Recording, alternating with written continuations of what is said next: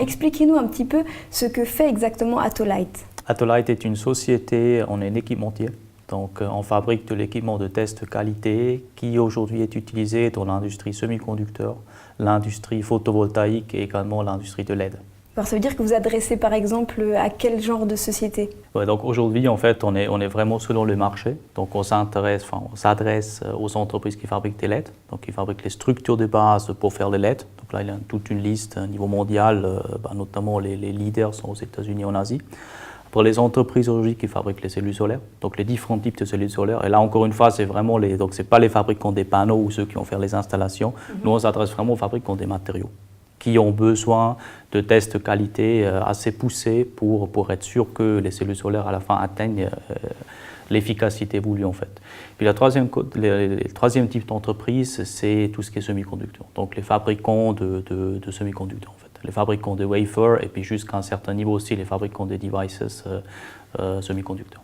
Si on se rend sur votre site internet, on trouve les termes de cathodoluminescence pour des débutants dans la matière. Est-ce que vous pouvez nous expliquer un tout petit peu ce que c'est? Oui, en fait, cathodoluminescence, c'est vraiment le terme technologique. Donc c'est la technologie que nous utilisons. Et là, il faut bien comprendre que la cathodoluminescence, c'est une technologie qui existe depuis 50-60 ans.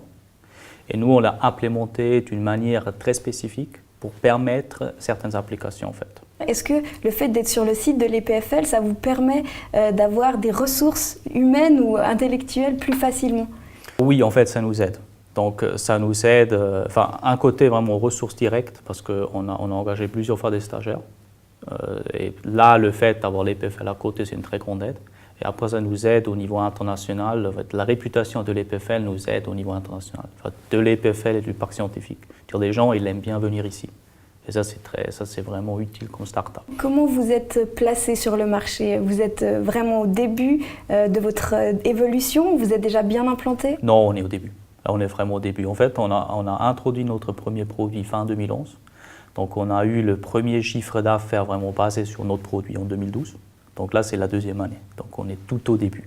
Et vu que c'est de l'équipement, le cycle de vente sont très longs. Donc on est vraiment au début. Donc aujourd'hui, on est dans une phase où nos clients se situent surtout en recherche et développement. Puis on est en train de développer toutes les applications industrielles. Mais on est vraiment tout au début.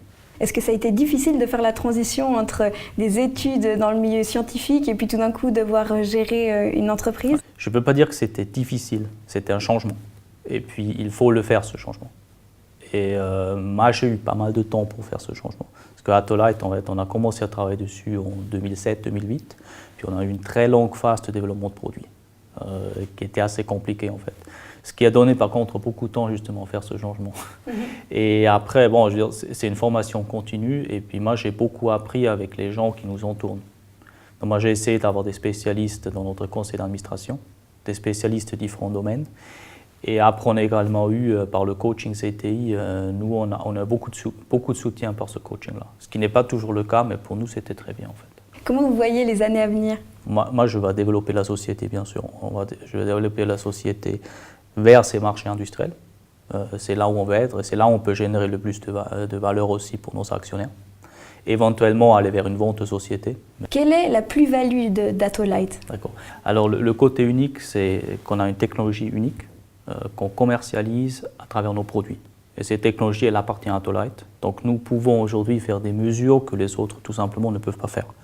Et ces mesures ont une valeur ajoutée, notamment pour les fabricants de ces différentes structures.